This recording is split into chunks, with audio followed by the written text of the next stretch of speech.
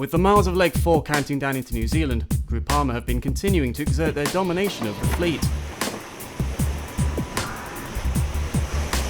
The hard work of staying ahead, though, was taking its toll. It's true that there is a bit of ongoing tiredness, so everyone's reactivity is different. You have to take it into account for each manoeuvre, each decision. It's interesting. The watches are complex but passionate. There's still a lot more sailing left in this leg, but bowman Brad Marsh was happy having broadcast to Volvo Ocean Race fans at home on TVNZ, knowing it was looking good for him to be the first Kiwi to arrive. The big battle starting to develop, however, was for the second spot between Telefonica and Puma. Puma had suffered through the night. The Spanish boat was now bearing down on them, less than 20 nautical miles behind.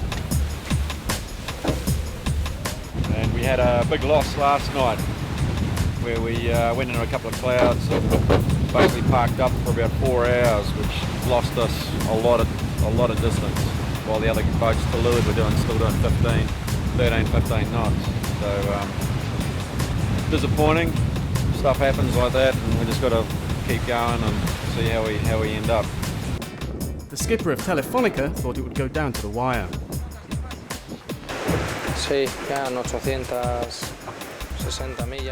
It's 860 miles until the North Cape, and it's another 200 miles from there. It's not that much, and the race is going to be decided there.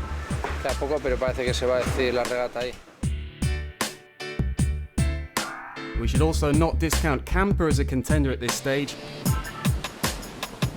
Their strong contingent of Kiwi crew would surely give them the impetus to keep chasing down the boats ahead of them. Just writing emails to the family and more importantly to my brother Simon, who's getting married on Friday. Freshening strong winds are forecast just north of New Zealand, but a patch of lighter air lies between the fleet and the breeze that will carry them home. This could be Camper's opportunity. It's tempting to point at New Zealand. We'd certainly make easy miles in the short term, but in the long term it looks like the lighter patch we're trying to avoid still looks like it's going to be very tight, with certainly Puma, Telly and ourselves. Simply keep ourselves in touch with these guys for when it goes light up ahead. Be now with a chance. Perfect world.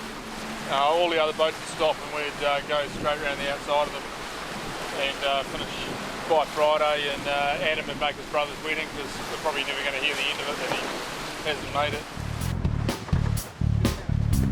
Abu Dhabi, currently in 5th, we're heading towards an ominous looking sight on the horizon. What am I seeing ahead? Armageddon, I think. That's what I'm seeing ahead. So we're ready for all eventualities here. We've got the zero up, but the jib ready to go. Could get windy, or we could end up with calm. Probably both. And both it was. When they were back underway, was it going to be a case of just too little too late? Well, real battle today. I've just basically thrown away about 12 hours of our lives. We're now in the easterly, so hopefully we're now back to the trade winds and on our way. Unfortunately, instead of a battle for 4th with Camper, we're fighting for our lives to stay ahead of Sanya, but I don't want to tempt fate until we're actually well clear of this cloud, so yeah, tough day for everyone today. Things are gearing up for a spectacular leg finish, so stay with VolvoOceanRace.com to follow the fleet south.